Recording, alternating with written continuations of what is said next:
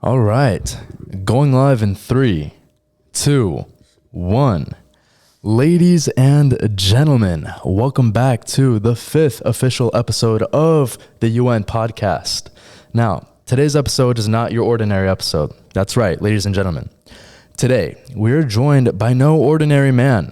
That is right, ladies and gents. Here with us today is a renowned scientist and a professor at the University of California, Los Angeles, widely recognized for his groundbreaking work in the study of the solar system and its minor bodies. He is best known for the discovery of the first Kuiper Belt object besides Pluto, which was a monumental finding and a monumental discovery that fundamentally changed our modern understanding of the solar system.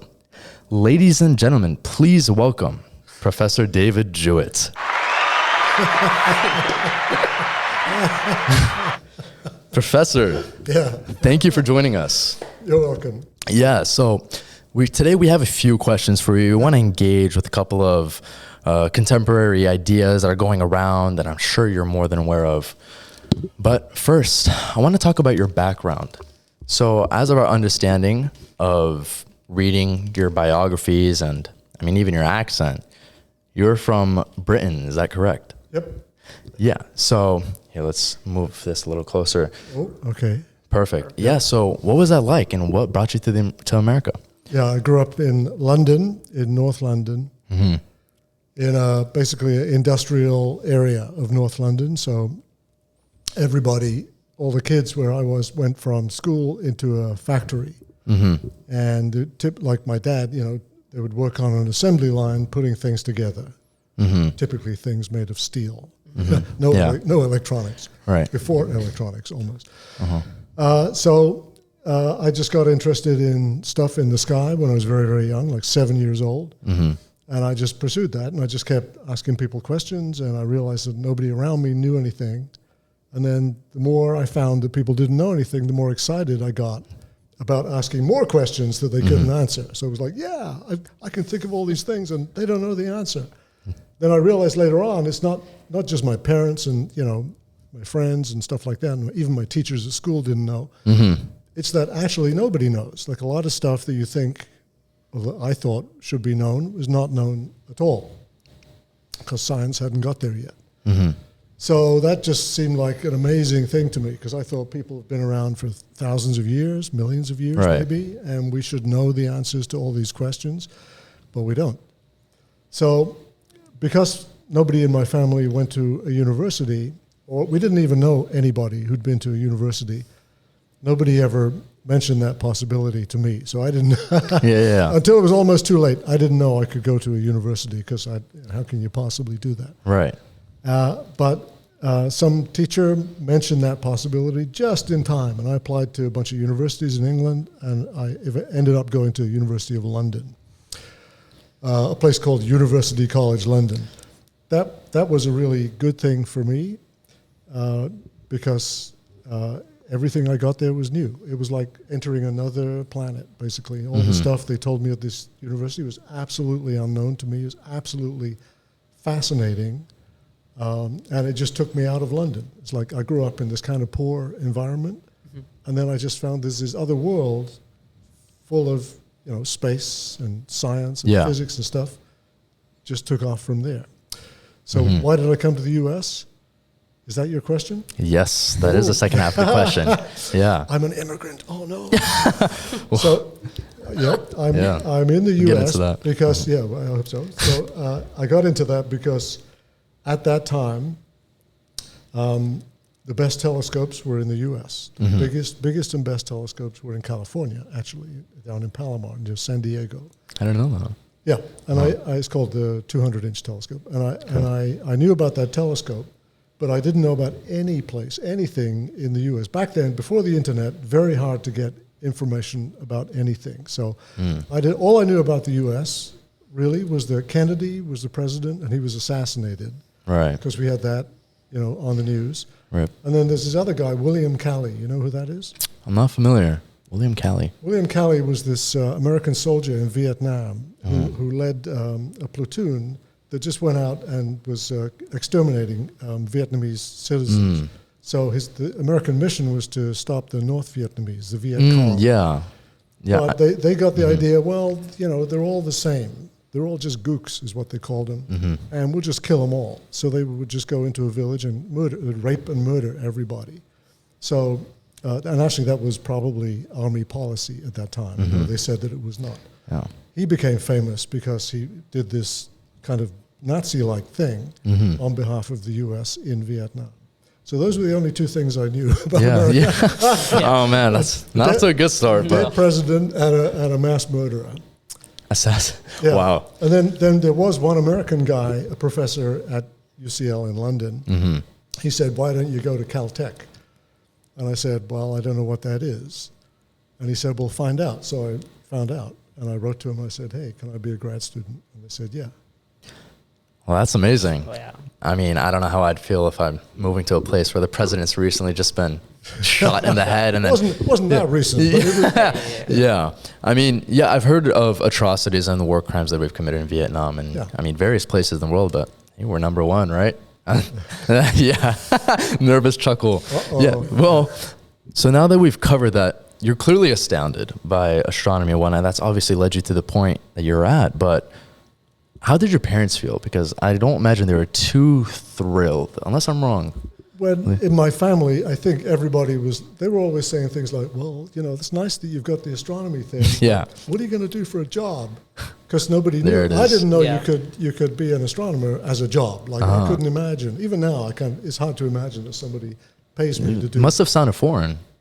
Beyond far, it sounded ridiculous. Like why would, it's like I'm an amateur astronomer. I'm looking at the sky. Who's going to pay me money for that? So they were trying to suggest things, and it did. I'm not interested in other stuff. But I just didn't think about it. I was such an uber nerd. Basically, I was so focused on the science thing because it was so fabulous in my mind. I just wanted to think about science, and then to hell with everything else. And so we'll talk about hell. I really didn't think about jobs. Yeah. I just didn't. They did. It's interesting that you say that because I was reading your article. I don't know where it was published, but you were talking about how people talk about careers all the time. People talk about pursuing a doctorate or master's and doing investment banking or being a doctor. And in that same article, you talk about obsession, and it was obsession that led you to where you are today. Yeah. Could you elaborate on that? I remember reading that section, What were your majors again before I say something too insulting? I did business economics. Go ahead, political science. All right. Okay. It's okay. Nothing I haven't heard before. Go ahead. No, so that's it. I just could not really be interested in other stuff is all it came down to for me. So, people do ask me, like I'm some kind of expert, what should I do for my career? And then when they say the word career, I instantly get pissed off. Because trigger word. Yeah. I just hate that word. Who wants a stupid career? I mean, it's just ridiculous. So you have a life. Yeah. You have a life that's pretty damn short. When you're dead, you're dead. There's nothing more. You can't just focus on a career dedicated to getting money. You got to get money, of course, to survive, especially in the U.S. But you got to have more than just a 9-to-5 job that supplies money, if you can. Turns out it's really hard. Right. So I'm extremely lucky to be paid to do the thing I really want to do. Most people are paid to do some boring thing they don't want to do. Yeah, that's all I can say. So about throughout your studying, did you ever regret going full on in astronomy? Did I regret that? Yeah. No. Ever? No. Of course not. What better thing could I do? Look at me now. Look at me now. Do I not have the best freaking job in the world? If you say so. President of the United States sounds like a fun job. Invade any country you want, go into whatever territory, just for the fun of it. I don't think that's fun. This is ridiculous. It is ridiculous. And I actually want to talk about that because, we have mentioned to hell with everything else. And that's exactly what I want to talk about because Christian nationalism, along with this administration, I know you've poked at it a couple of times, and it's hilarious. I honestly enjoy it. The Faith Advisor, for example, right? Yeah, that's just ridiculous. Jesus speaks through me, right? But we see a lot of Christian nationalism. It's rising in America, prominently in Gen Z. We have a lot of infamous political commentators taking the scene and just promoting it left and right. But does this have any effect on science and people's perception of it? in your opinion? Yeah, I mean, as I tried to mention in that class, GE 70, whatever it was, GE 70. Yes. Basically, the problem is that science is like the way to figure out how the world works, because it's a doubt system. Like in science, you doubt everything. Like somebody says, "Hey, I saw this," and you say, "Well, prove it." I want to see it myself. It's a doubt system. Whereas religion and politics are belief systems. Like you have to believe in the message, and if you don't, you're out. Like if you're in some religion and you say, "Well, actually, I don't believe in that God," you're out. Yeah. Or you can argue with, "I don't believe in this thing in this religious document," but still, that's a problem. You're not really supposed to doubt stuff. So the unique thing that I try to say in lecture number 1 in that class and other classes is that science is different from all these other ways of thinking because it's a doubt system, not a belief system. And that's why it's so good, and that's why it's better than these other ways of thinking. And I don't really see a way to argue with that. Now, it's true, at the end of every class, I get these little anonymous feedback things like, "Keep your own damn religious views to yourself." Really? Oh, yeah, sure. Wow, sure. love It's an anonymous feedback. People can just, they just let it rip. They can say anything, right? People don't usually approach me like that. Of course. But is religion a negative force? I think so. Because it encourages you to think in terms of mysticism and the supernatural things in the sky and people out there looking out for you and stuff like that. It's kind of crazy. And it doesn't encourage you to think logically or clearly about anything. And so why is that funny? I mean, it really doesn't, does it? I mean, I'll let you finish and then, because this is where I might provide a little pushback, but I mean, overall, I agree with most of what you're saying. Here's the thing, right? Here's the thing. So I grew up in a background of Muslim faith, right? And I mean, learning about science in the classroom, I never disregarded it, right? I mean, I'd come to my parents and ask them, "Is this true? Do we believe in evolution?" And they'd bring me our holy book and they would just read it to me. And they would tell me that nowhere would it say for you, or nowhere does it discourage you to seek out information. So that's kind of what I want to ask you. I mean, do you think both have to remain mutually exclusive? I mean, there are such things as Muslim and Christian professors and scientists out there. There are some. But do you think that's disingenuous? Do you think that they're not actual believers? Well, I think that people can hold two contradictory things in their head at the same time. And I think that's what I know a pretty well-known one of those people. There's a psychological term for that. I can't, something bias, but I see what you're saying. But I mean, in regards to Christianity, we actually have been instructed to watch that video. It was, What About God? Yeah. Oh, yeah. Yeah. And we see a lot of opposition from firm believers. And then we normally call these people orthodox or opposition to what? An opposition to science and its teaching and its place in classroom. But you can't be opposite science, right? Because everything that we know is from science, right? We have invented the modern world using science, not using religion, not using anything else. It's only because we adopted this way of thinking, which is this critical way of looking at nature, thinking about it, testing our ideas, doubting everything. That's the only reason that we're not sitting in some mud shack, like 500 years ago, eating raw meat, essentially. That's what it comes down to. Everything comes from our scientific way of thinking about the world. Now, the trouble is, the reason that I talk about that in that class, maybe that's the reason that you asked me here. The reason I introduced that is that a lot of people in school never get that message, is my feeling. In the U.S., which is a relatively religious country for historical reasons, I think that many teachers don't talk about this because of fear of upsetting a parent or a lawsuit, of course, or something like that. But the bottom line is that my job as a lecturer at UCLA is to say what I think is true and what I can demonstrate to be true, and this is very, very relevant to the teaching of science, because if you confuse science and religion or science and politics or science and anything, then you're confused. Like if you're not actually understanding what science is, I'm not saying you in particular, but that is really, really important to me as a person teaching a science class. So I'll give you an example of something that really, really upset me in that class. Yeah. Has done so a couple of times.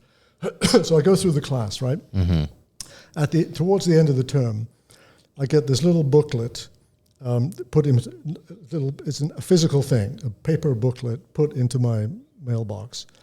And it's got a little message to me on the front. And it's like, oh, dear Professor Jewitt, we really enjoyed your class. Whatever. Here's a Bible. Basically. we really enjoyed your class, but we wanted you to know that everything you talked about actually is already written in the Quran. And then they go, well, here, take a look at this Quran, something or other, and then look at this Quran, something or other. And then it's all nice and polite, but it basically says, hey, Dave, you're an idiot. It's already in this book. Oh, man. And it pisses me off. It pisses me off because science is hard, right? Science, actually, you have to struggle like a dog to find out anything because it's really hard to find out new things. It's very insulting to me that people would go through my class and then feel that they can tell me, oh yeah, Dave, you're an idiot. It's already known. It's already in this book. Yeah. So I checked it out. You got the Quran online. I checked it out. Yeah. It's like Nostradamus. What is that? Oh, Nostradamus is this guy who predicted the Second World War, the assassination of Kennedy, and the landing on the moon about 500 years ago. And the truth is he predicted nothing, but he wrote very vague sentences that people retroactively interpret as a prediction of the future. So it's like that to me. So I don't like that. That really irks me. It's happened now 3 or 4 times. I've had these little booklets. Yeah, I mean, I personally, I don't look down on professors, right? As a Muslim, I'd rather, even you mentioned you being upfront. I mean, we're at UCLA. I'd rather my professor tell me that he rejects my faith, that he doesn't believe in that he's firm in what he believes in, because your life, it serves as more than just your career, right? So yeah, I personally don't. Utmost respect for scientists. I mean, you are right. It's not really about respect for scientists. It's about respect for science, for the idea that you can investigate the natural world through this process. That's what should be respected. Because we went through most of our history not doing that, because we didn't know that that's the way to do it. And actually, because religion conspired with politics before, prior to the last 400, 500 years, to prevent that. So the old way of thinking, like 1,000 years ago, if I grew up, for example, in England 1,000 years ago, I would have been a slave, a practical slave. I would be owned by a landowner. And I would be required to do farming or do some other thing. I wouldn't be free to travel without permission. I wouldn't be free to change my job. I would have to get permission to get married and stuff like that. So literally, I would be totally controlled. And I would understand almost nothing about the world. I would have no agency, and I would understand nothing. That's the old system that was put in place by religion and politics, the kings of England and all those guys who were basically dictators, right? They're old-style dictators. That's the old way of thinking. You don't ask questions, you do what you're told. What happened is that people just got sick of that through the years, and eventually there was like an eruption, like, we don't have to think like that. We can think for ourselves. And that eruption led simultaneously to the scientific revolution and modern practical democracy. Pretty much at the same time. 400 years ago is when those things both began full force. Now you could say, oh, well, there was science before that, and that's true. There was science in the Middle East 1,000 years ago, died out for whatever reason. People had ideas, mathematics, they were doing mathematics and important the Islamic things. Golden Age, yeah. Exactly. And what happened to it? It died out. So why did it die out? Well, it was crushed because it's not convenient. If you want to be a dictator, you don't want independently thinking people. That's what we see today. I mean, the administration doesn't like science because science basically involves finding the truth, and the truth may not be convenient to the power system in play. So, for example, climate change is not popular with the Republicans because they own businesses and they want to sell coal and they want to sell oil, and they don't like the idea that, that they're causing a problem. It's not good for business. So they just stamped out NOAO, the agency that studies the atmosphere and weather and climate. has been a major victim of the Republicans. So growing up, were you ever religious, or like, did you consider Yeah, following religion? yeah. So of course, so my parents were like, yeah, you should go to Sunday school, David, and you should read the Bible, and so I did that. Yeah. But it was just so confusing to me because nothing in there actually makes sense, right? It's all just like crazy stories and stuff. And by the time I was 10, I just realized I feel much happier by just ignoring all that. Like, it's so stupid, I can't believe that. Whereas if I thought about some scientific topic, I would have an observation, I can see something, and then if I can find the answer in a book, that's great. Or I can think about the answer, and I can do things. I can try to do a measurement, I can do something. Whereas this religion thing, it doesn't make any sense. So you're more like based on facts. You don't like believe. That's the point.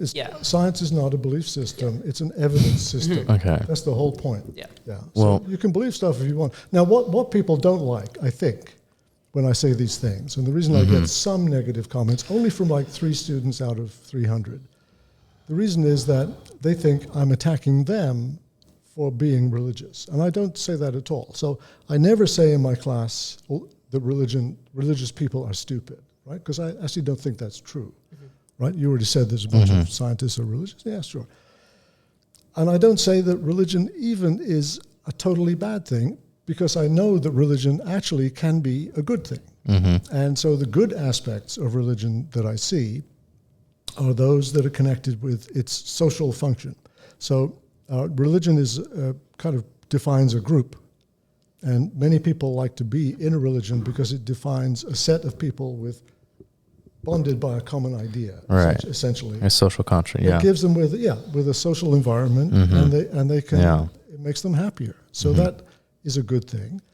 Also, if you look at the history of civil rights in the United States, you wouldn't have civil rights in the United States if it were not for the Black Church, the Southern Baptist Church. No. Those guys, all their activism, they're all brilliant speakers.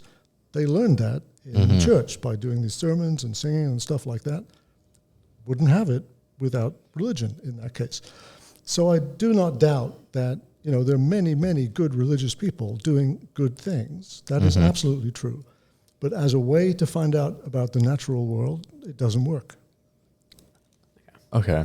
I can wholeheartedly agree that you can't find empirical evidence using religion, so I'm not going to contest that. However, you say you're not critiquing or insulting anyone religious, or rather, would that mean that you're critiquing religion itself? Because then I would ask you, how do you think religious people feel when they tell you something in regards to science and you demand a respect for science, but then when it comes to religion, they also demand that respect for religion? Because, this governs billions of people's lives. And I'm not sure it makes sense to say that religion doesn't make sense when it... Well, the respect for science, I think, is due because science works, right? Because science is demonstrably the way to understand the natural world. That's the great thing about it. What do you understand from religion? We just talked about the social construct, right? It's what influenced the Christian Puritans to actually come to America. They were obsessed with this idea that they were the chosen people, like the Semitic people in the Bible. It's what brought America. And I'd say that we wouldn't be here if it weren't religion. And I can say that proudly as an American because, most, if not all, I wouldn't say most, but a lot of the major founding fathers agreed that religion was what united the 13 colonies. We had a melting pot, and it was practically the only way you'd be able to unite an entire group of people with such diversification. Granted, now we do have a lot of diversity and a lot of different religions now, but it was a different case back then. And even though the founding fathers created secular states, they agreed that socially, as a social construct. It sounds like you're trying to be a Christian nationalist. No. Here's the thing, right? Okay, thanks for calling me out, because I just want to clarify. I draw the line at the 10 Commandments in a classroom. Oklahoma, what are we doing? I draw the line when we try and push science out of the classroom. So, where do you draw the line? Well, let me just back up a step and say the history of the U.S. actually is probably not the one that you learned in school, right? So my daughter went to... I learned this outside of class, but yes. Okay. My daughter went to an American school, being an American. and was told this story about the origin of the United States. But I checked out some, I don't care, but I checked out some aspects of it. And what I found is, the original guys who came over, the Pilgrims, those people, who are often presented as being persecuted and running away from persecution, actually were totally insane people, even by the standards of the 17th century. So they were kicked out of England because they were so nuts.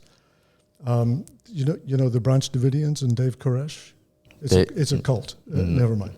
So those guys, they were kicked out. At first they tried to go to Holland, the Netherlands, next door, and they were there for a few years, and they were so crazy they kicked them out too. So where did they go? They came to the U.S., right? They came across the Atlantic. It was already a known thing that you could do. They came across the Atlantic in these little ships, and they landed on the coast. They were absolutely brainless people because God is going to protect us. Everything's going to be fine. So they landed without preparation. They didn't bring enough clothes. They didn't bring enough food. They didn't bring enough anything. So immediately they were in trouble. This is my reading of stuff that I read about the origin. Immediately in trouble. So they appealed to the natives, the local guys who were already here, for help. And at first they were happy to help because they would trade. Hey, give us a piece of iron and we'll give you some food, that kind of thing. So it was a little bit of a trading relationship that kept them going into the winter. But then the locals got fed up because these guys are basically so dependent. They're so crazy and they're so dependent and they're trying to brainwash us and we don't want to take their religion. We've got our own thing. So then people started to die. The wintertime on the East Coast is very brutal compared to the wintertime in England or Europe in general. Because, as I think I mentioned in that class, there's a current that goes across the Atlantic. Current takes warm water from the Caribbean to Western Europe. You're slipping science in there, yeah. Yeah, but that's a real thing, right? So it's a real current, and it actually keeps the climate toasty, comparatively toasty in Western Europe compared to the same latitude in America. So they chose not to think about that. So they're all freezing to death, right, in the wintertime. So then they're like, okay, we'll do anything for food. So then violence broke out. They started to attack, to steal the food. But then the local guys would fight back.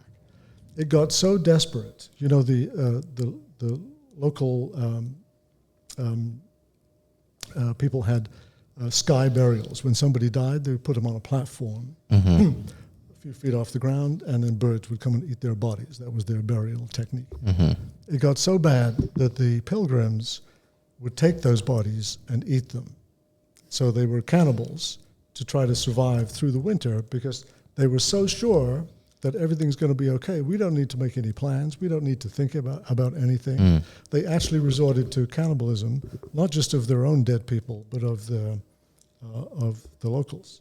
And so then it's downhill from there. Then it's basically open warfare from there because you're eating our dead people. Give me a break. You can't do that. So those were not good people. Those were fanatics. Those were religious fanatics kicked out of Europe because they were so crazy, even by the standards of that time long ago. And it gets worse. They never understood that the soil in the eastern U.S. is not so fertile as the soil in northwestern Europe. It's just not so good for growing stuff. So you need larger areas of land to grow food, to grow the same amount of food. But, A, they didn't have enough people. B, they were lazy. And so what's the answer to that? Move. Slavery. That's an alternative. Yeah, you bring in slaves, and then slaves do all the work for you. So the whole history of the country is really not very pretty. You probably knew that already at some level. But religion is a big part of that because the people who came over were religious nutcases in the beginning. And because they're not interested in the way the world actually works, they were totally unprepared. And that forced them into a whole bunch of bad choices. Well, yeah, where I will concede is the Founding Fathers and their takes on religion. I mean, Paine himself said that it was the worst creation ever by mankind. He didn't believe in any religious divinity whatsoever. I mean, yeah, Thomas Jefferson, Washington. There's even records of Washington who used to go to sermons and then he stopped going because his church asked them, why don't you take a knee whenever we mention Jesus? He stopped going completely. So yes, but there were Puritans on the boat that came here and there was uniform. But here's the thing. I mean, the evidence for religion, and I'm not making any of this up when Adams or Jefferson admit that there's some sort of social contribution. I mean, it's within our Constitution itself, or whether it's on our dollar bill, "In God We Trust," or whether it's in our Constitution, God created, or all men are created equal. Sure, it's not mentioning Christianity or Muslims, which are known as Mohammedans back then, or Jews or whatnot, but there was this acknowledgement that the idea of some divinity, of a natural explanation to mankind, there was a belief, there was reason to believe in that. Like, granted, there was no empirical evidence to suggest that science could be an explanation to a lot of the stuff we had then. But I mean, I feel like I got to give credit where credit's due. And at that time, at that period, it gave us what we have now. Don't you think? Well, it depends in detail what you mean by that. So I understand in the past, we understood basically very little about the world. Yeah. And so we invent these gods, right? There's this god and that god. There's 4,000 different gods. And they're all invented by different people at different times for different purposes.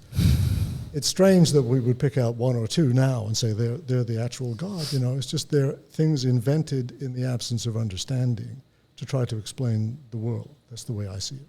So yeah, I mean, hindsight is 20/20. So now we know that this God thing is kind of fake. but they didn't know that back then. And it took 400 years for that to become absolutely, well, at least 100, to become absolutely clear. It's not clear to everybody, I understand that. And, you know, a person like me is never going to convince somebody who's devoted to the idea that there's a mystical sky being who's going to take care of them. It's just that the evidence is against that. There's no evidence that there's a God who's going to take care of you. Okay, so tying back to religion, I see this guy countless times on Broom Walk. He holds a sign that says, "Religion is for the weak." So now I would ask you, do you believe religion is for the weak? What does that mean? So for the weak basically means like people that believe in them like can't like live without like a belief that someone will protect them. Well, I agree. It's totally reassuring. Yeah, I understand it's reassuring. If I thought there was a protecting God, that would be great if I could believe that. I just can't believe that, you know, because it is no. I mean, you have free will. You can always. No, but see, I'm focused on the evidence thing. I've gone into that chain where I want the evidence. Like, if there's a God who's going to protect people, why is it that children die from brain cancer? Well, that's what allows us to talk about the Day of Judgment, right? Because, of course. What's the answer to the question, though? That's why we have the Day of Judgment. That is the answer to the question. I mean, it wouldn't feel just if we have a 70-year-old Cuban or American, whatever, drug dealer who spends his entire lives hurting the lives of others and causing death and prolonged experiences. It wouldn't be fair for him to die peacefully with all his luxuries and whatnot, and then a child in Africa, the 7-year-old child in Africa dying of various disease and whatnot. So that of course wouldn't be just, which is why we have the Day of Judgment, where everybody will be judged equally. And that brings me to my next point I want to talk about. But before you go to the next, that doesn't make any sense to me, because a child has to die from cancer because of some event that's going to happen. When? Well, it just doesn't make any sense. The event doesn't have to necessarily happen. Nothing has to necessarily happen. It's just bound to happen, right? So, I mean, yes. How is this helping the kid who's dying of cancer? Probably in great pain. Right. So he's going to be in pain in the worldly life, and it is very, very unfortunate, which is why we are constantly encouraged to appreciate our blessings. I appreciate my blessings of where I was born, that I wasn't put in such a position. However, that is what gives us eternal life. And I'm not going to preach and whatnot, because I'm not going to convince you. You are far older than me, far more experienced, and you're at this point in life. But simply put, when I believe in faith, I firmly believe that there is justice, right? And I'm commanded to serve that justice, so I'm going to do that. Well, at least I intend to. But religion is more than just an explanation for the universe. In fact, that's probably minuscule. That's probably the minutia when it comes to reading a holy text like the Bible or the Quran. I see religion as constructing our lives, how we interact with other people. I mean, that is what religion is. Every great civilization, and you can try and prove me wrong, but every great and significant civilization was based around some ideology, some religious or divine ideology, whether it was the Aztecs and sacrificing human beings, whether it was the Islamic Golden Age and the Ottoman Empire, doing these 5 pillars, whether it was the Christians and the Byzantines. Every major civilization revolved around religion. So I don't think it's obsolete, but this does beg, is it outdated? And to that, I'd say no, because I find the Quran disciplining me. And I mean, I think there's a book by Viktor Frankl. I'm not sure if you've heard of him, but he's a Holocaust survivor, and it's Man's Search for Meaning. And he touches on religion very briefly, but essentially he talks about this existential crisis, or he calls it the existential vacuum. And of course, it's most prominent in the place where there is the most technology, and it's the United States, where a lot of young people simply have no meaning in their lives. And here's the thing. I'm not saying you need religion to save you and to finally give you meaning, but it would be helpful to have something govern your life in some manner so that you have a purpose. How about the search for truth? What happened? How about the search for truth? And that's the thing too. Whether someone thinks that truth is constituted by a religious explanation or constituted by E equals MC squared, I don't think that it's an issue to consider both or to learn about both. Because I mean, you're simultaneously learning history, you're simultaneously learning what governs the lives of billions of people, right? And I think it's natural for us to explore all of these ideas. I mean, wouldn't you say that we should educate people to allow them to come to their own conclusions? Oh, people certainly do come to their own conclusions, often very crazy conclusions. Yeah. No, I understand what you just said. The reason that basically all major civilizations arose with a religious framework is that they arose before we latched onto the idea of doing scientific thinking. That's why. So the idea that we can think clearly is a relatively new idea. That's the very strange thing that we took a long, long time to come up with that idea and then to make that idea stick in society because forces of religion and politics are basically were opposed to it. That's essentially the truth. Now, I hit you with another question. What do you think? What do you think is the difference between religion and politics, if there is one? So we have politics because we believe in institutions. We believe in democracy, right? Aristotle and Plato, they've articulated this. I don't think there's any inherent difference. I mean, as long as people collectively believe in the idea, as long as the 3 of us believe in a democracy, or whether we all believe we should not speak over each other, whatever it is, it's a belief system and it works. And that's the thing. I hope that answered your question. If not, let me know. But I just wanted to bounce back or take a couple steps back and address that. You said that we didn't have thinking at that period of time, but that's why I mentioned Frankl's point of the existential vacuum, because that wasn't necessarily a thing a couple hundred years ago, I'd say, and I'd make that claim. But I mean, a lot of people, whether they're endlessly doom scrolling, or whether they're indulging in instant gratification, or whether they're obsessing over things that are objectively bad for you. I mean, to each their own, but there are a lot of things that are objectively bad for you that a lot of people nowadays are indulging in. How does science make up for that? Right. Well, science is concerned with understanding the natural world. So what you're talking about is some other problem. It's a social problem, which we can probably understand. I agree. We can probably understand using scientific methods, right? By measuring it, by understanding it, by asking questions and doing experiments. So, the fact that people are doom scrolling, as you put it, is not an indictment of the scientific method. And I wholeheartedly agree, which is exactly my point. And I don't think the answer is to bring back religion, because I think you can have religious doom scrollers. I mean, look at those guys in Israel, right? You've got all these people with long curly hair reading their books and rocking backwards and forwards like there's something wrong with them. Yeah. What are they doing? Man. No, what are they doing? What are they doing? Practicing their faith. What? But how? How can you read one freaking book, for your entire life? Oh my gosh. How can you possibly do that? It makes no sense. It's ridiculous. What can you possibly do by reading the words over and over and over again and reciting them over and over again like you're some kind of a mental patient? What is going on?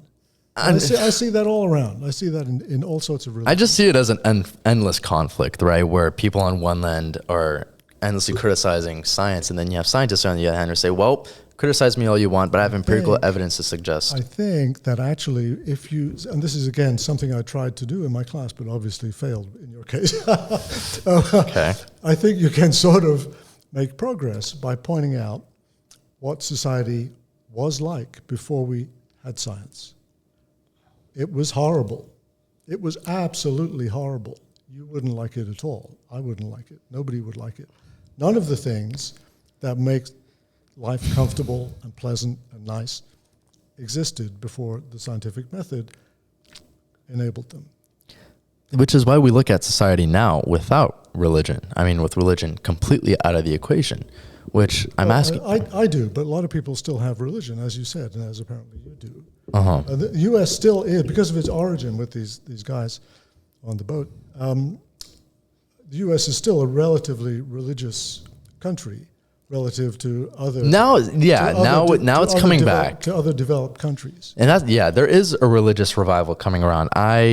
Not just a revival, but when I first came here, like many, many years ago, it was obvious this is a very religious country. Yeah, so the contemporary society to which I am referring to would be probably 2000s to now, right? I mean, in the 1960s, I mean, that's when we had the evolution of technology, and I'm sure you could agree, maybe a lot of advancements in science and whatnot. And I mean, with technology, people grow apart and then indulge in certain behaviors and whatnot, which is why I would contest that this. Go ahead. No? Which is why I contest. I'm just breathing. Yeah, but I mean, I would contest that it doesn't even have to be religion, right? I mean, I read a book by Marcus Aurelius, Meditations, which is actually a journal. He had a belief system in place. I mean, it wasn't Christianity or Islam or Judaism, but he had a belief system in place that governed his life and allowed him to do the things he does. And it brings me to my point, whether it's a philosophy, whether it's a religion, I do think that religion is the easiest way to have something that governs your life and gives you a sense of meaning. Sure, not everybody needs it. And let me land. No, I didn't say that. And religion predecessed all these major Abrahamic religions, right? I mean, people weren't just sitting around trying to come up with ideas before Muhammad came around or before Jesus arose, right? I mean, people were worshiping sticks and stones before all of this stuff. And I kind of understand that more than I understand the modern religion. So, for example, if you're a primitive human being, if you just developed agriculture, then you want to understand how to grow stuff. Then you suddenly notice the cyclic motions of the sun.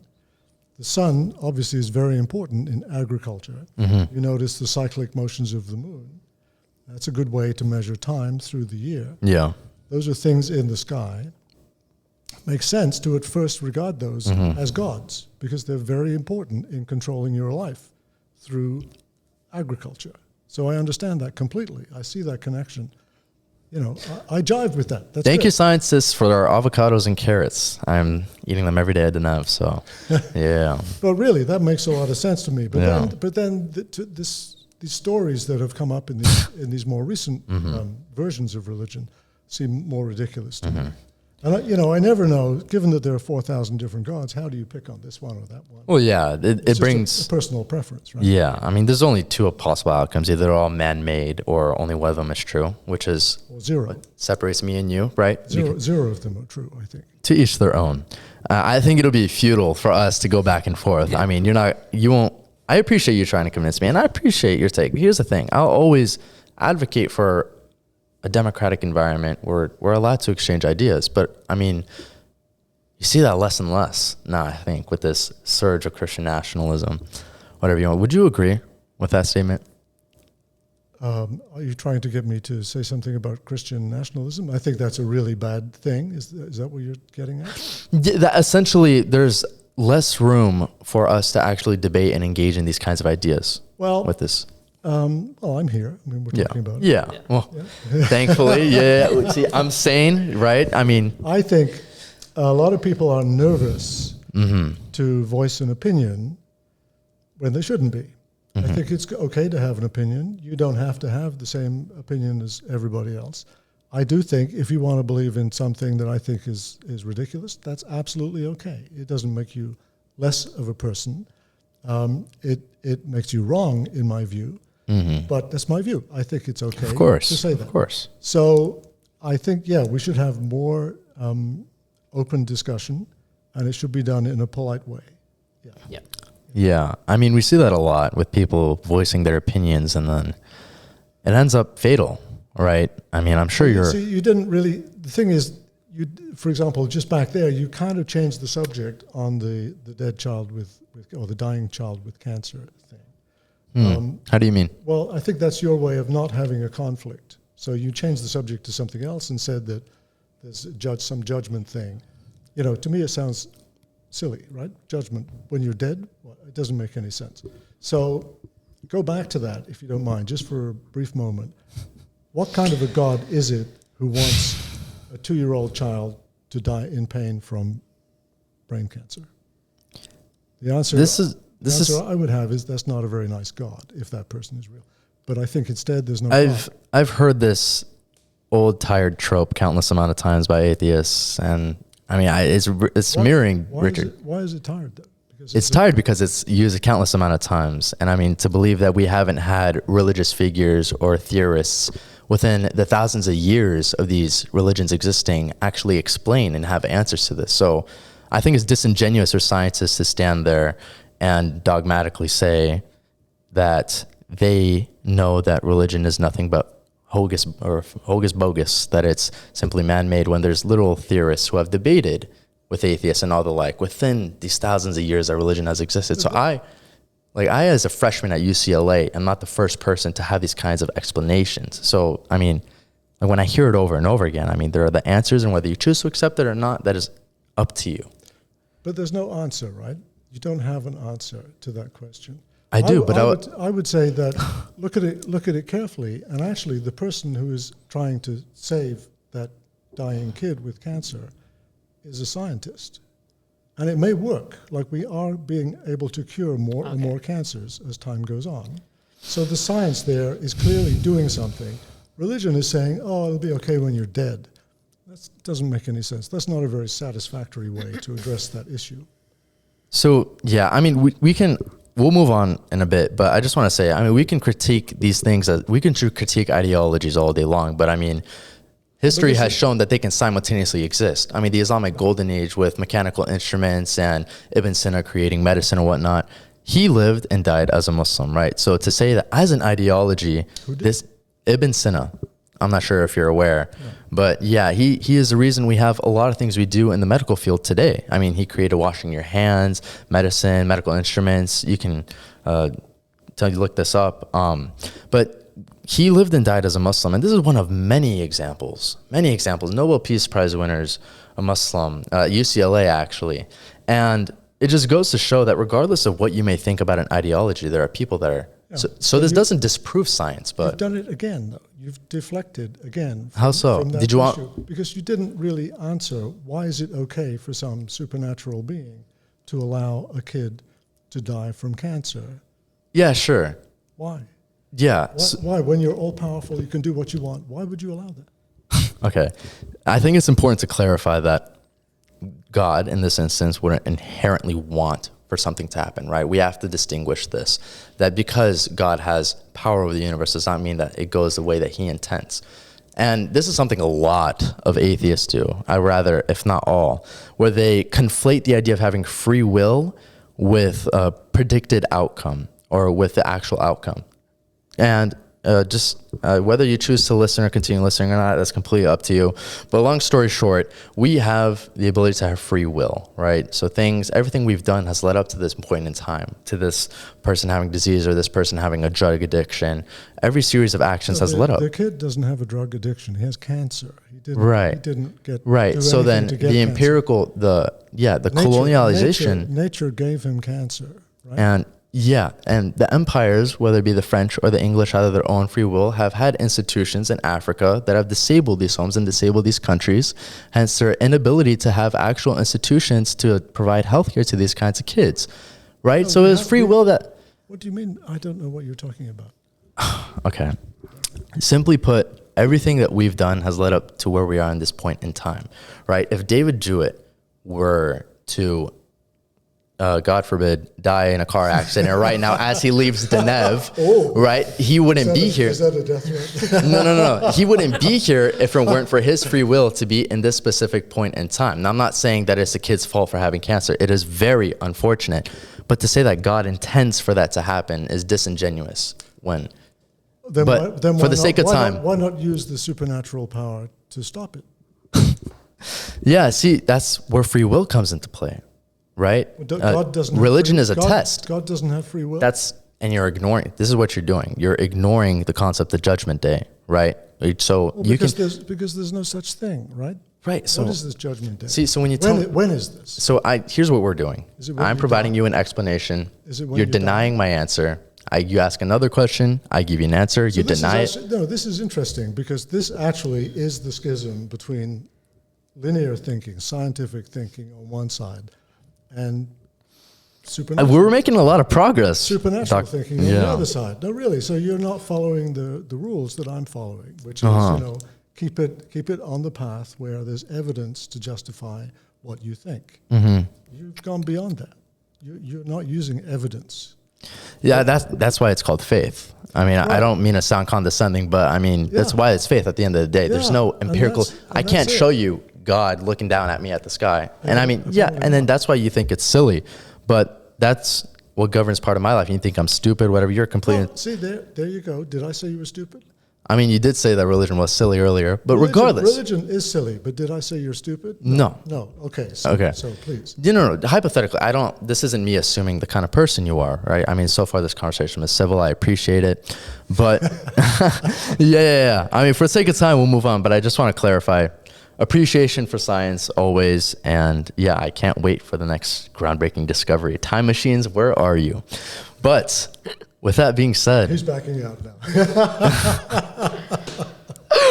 No, this has been lovely, but I do want to talk about things that have happened recently. I mean, this could go in any direction if you want to take it away, but...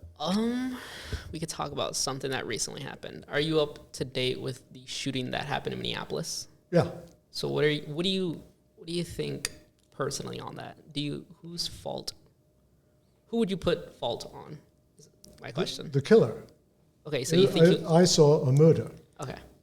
What do you think about the people saying that it was an act of self-defense? They're delusional because you look at the video. I looked at all the videos many times. Mm-hmm. He clearly was waiting to shoot. Mm-hmm. So I think what happened is, it's true. The guy previously was in some other incident where in June. He was dragged a little way or something like that. So that makes me think, well, maybe he shouldn't have been doing the same thing now for this very reason. So he was probably kind of pre-activated there. Mm-hmm. Also, a lot of guys in ICE are there because they want to be the tough guy. Like they're going to get the $50K bonus. They're going to they're going to beat. It's huge. Up. It's a huge bonus. Yeah. They're going to beat people up. They're in control. They're the powerful ones. Bullies. Yeah. They came up and this woman is frankly insulting. Go away, you losers. Get lost. So they're insulted. He feels personally insulted. Mm-hmm. He's circling the vehicle. He notices that these women are lesbians. You can see the one who was her wife was there. The one who was not shot is more clearly a lesbian than the one who was driving. He probably hates women. He hates lesbians in particular. He probably feels bad about himself. He probably wants to show what a big tough guy he is. And so he's ready with his gun. And he goes in front of the vehicle when the training is. You should not do that. Yeah. Mm-hmm. Apparently he's very well trained, they keep saying. Yeah. He's so well trained that he put himself in front of the vehicle, and then he shot through the front screen, basically when he was just touched by the vehicle. Mm-hmm. If you're touched by a vehicle at 2 miles an hour, it's like being touched by a shopping trolley or something like that in a Safeway parking lot. And then he finished her off with a couple of bullets to the side of the head through the open window, where she's clearly moving away, no matter which way you look at it. The wheel was turned away from her. They told her to go away. She clearly was trying to go away. He didn't really care. He just wanted to kill her because he felt personally insulted. So where do you think the government stands on this situation since President Trump reached out and defended the ICE agent? I mean, it's obvious where the government stands, right? Where do they stand? Act of self-defense. She shouldn't have ran him over. And I talked to... go ahead. I mean, the bigger picture, what is this thing about immigrants in the U.S., right? That is the bigger picture, that's yeah. the whole Let's thing, talk about right? it. So what exactly are these people doing? They're trying to argue, and they repeatedly say that immigrants are bringing crime, drugs, prostitution, All the bad things. weapons, everything Yeah. to this country, right? And the evidence, since I like the evidence quite a lot, is the Of opposite. course. The evidence is that actually immigrants commit less crime than American-born citizens. And you can understand why. It's because they're actually busy working, trying to generate a living, instead of sitting around in their basement playing with rifles. So the government wants this kind of interaction. They want this kind of power display. They want to catch people. They want to beat people up. They want to send people out of the country. They want to look tough. So the government is kind of a macro version of that man himself, who was basically trying to look tough to cover up some psychological deficiency that he had. So the government clearly wants this to happen. And the reason for demonizing immigrants is a little bit obscure because when you look at it, who is doing most of the work in the U.S.? And this is a bit self-serving, but nobody's really working harder than immigrants in this country, legal or not legal. Those guys come here and they work their butts off because they have to, because they've got to survive, right? So people come in. Look at all the people on construction sites. If you go around, see people doing any kind of physical work, they're immigrants or they're the children of immigrants. Look at the people working on the grounds at UCLA. Yeah.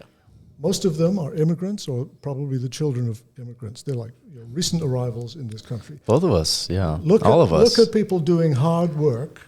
They tend to be immigrants. So immigrants work harder than the Donald Trump types by an order of magnitude. That probably breeds some resentment. It's like, hey, these people are coming in, they make me feel as lazy and useless as I am. I think that might be the psychology.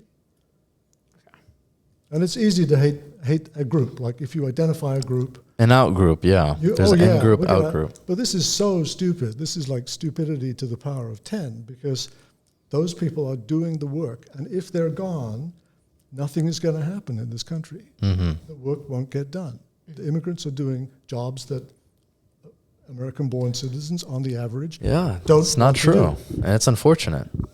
And then lying like that, immigrants are criminals. I mean, it's so transparent. Don't you think it's kind of silly how Trump says he doesn't, I don't think he's ever stated he hates immigrants, but how him and Vice both are married to an immigrant? Yeah. Man. Yes. Only when it's convenient, right? Yeah, it's just hypocritical. Yeah. Okay. So you know where it comes from. It's this guy, Stephen Miller. You know about him? Yes. So Stephen Miller actually... His chair, yeah. He The chief. He graduated from Santa Monica High School. He graduated from there. And while he was there, he was known by his friends as a bigot and a racist. And various videos are emerging now of him saying crazy stuff. Yeah. Typically against immigrants. So he's got a problem. I don't